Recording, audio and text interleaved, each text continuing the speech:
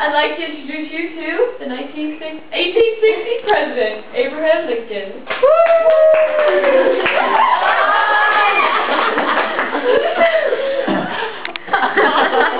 Hello, students. Hello. It's a pleasure to be here with you. What's the name of the school? Dominican. Ah, yes.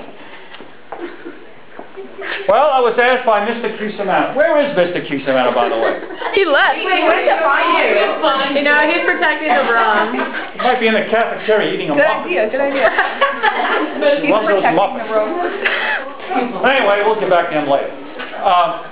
He asked me to come here to speak to you and give you my Gettysburg Address, which I spoke about on November 19th, 1863 at Gettysburg, Pennsylvania. And then afterwards, he asked me if I would entertain any questions you may have about my administration, about my life. So, here goes. Now picture, help me out here, imagine there's a battlefield out there that's been converted into a cemetery. 407 years ago, our fathers brought forth from this continent a new nation, conceived in liberty and dedicated to the proposition that all men are created equal. And now we're engaged in a great civil war, testing whether this nation or any other, so conceived and so dedicated, can long endure. And now we are met here on this great battlefield of that war. And we're here to dedicate a portion of that field as a final resting place for those who gave their lives so that this nation might live. It is altogether fitting and proper that we shall do this. But in a larger sense, we cannot dedicate, we cannot consecrate, we cannot hallow this ground. The brave men, living and dead, who struggled here have consecrated it far above our poor power to add or detract. Now the world will little note, nor will it remember what we say here, but it shall never forget what they did here. It is rather for us to be dedicated to the unfinished work of which they who fought here have thus far nobly advanced. It is for us to be dedicated to the great work that lies before us, that from these honored dead we shall take an increased devotion to the cause of which they gave the last full measure of devotion. And we highly resolve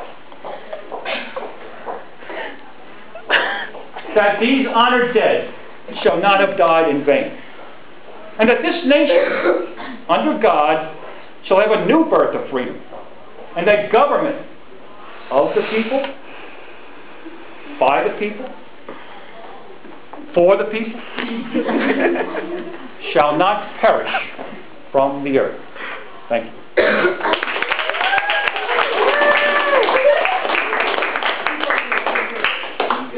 It's nice to be welcome. Any questions you girls may have? Emily? I guessed your name. I must have got it right. Oh, you did. So how did you deal with everyone from the South saying that you were just fighting the war for slavery? Well, what was most important to me at that time was that we keep our country together. We have many states in our union, many opinions of people, but still we must all strive as Americans to do what's best for the whole country, not just what's best for a section of the country. And I urge you all to think that way, for the good of our country, to keep our country's future bright, that you support people in higher office that will keep our country together, that will make decisions that will affect the whole country's benefit and prosperity, not just a section of the country. Does that answer your question? Yes. Thank you. You're welcome. Carol. Hypothetically Yes, again. speaking, if you were to be assassinated, Heaven. do you think you would have, do you think it'd be just one person or an entire team? Would this be a conspiracy? Well, you know, Definitely one person. that brings up a thought. I had to sneak into Washington, D.C. For my inauguration because there were rumors that some people would like to see me dead. Thank God that never happened. So here I am. But Yes, for sure. I would like to think that all Americans would be open-minded enough to respect different opinions and not take the law into their own hands and use violence because some people may disagree with me as president. I think it would just be better for our country. Mr. President? Yes. How do you, sir? I don't believe I have the pleasure. Thank you for being here with us. All right. You're welcome. Okay. And you have a wonderful audience, I might add. I was told by Mr. Cusi, where is he? That this is an American history class. I didn't realize we had a president who's schizophrenic. I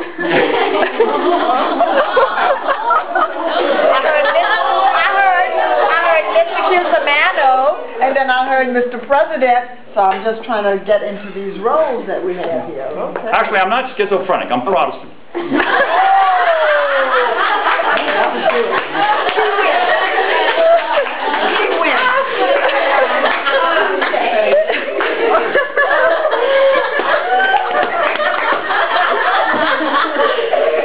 By the way, who was that lady?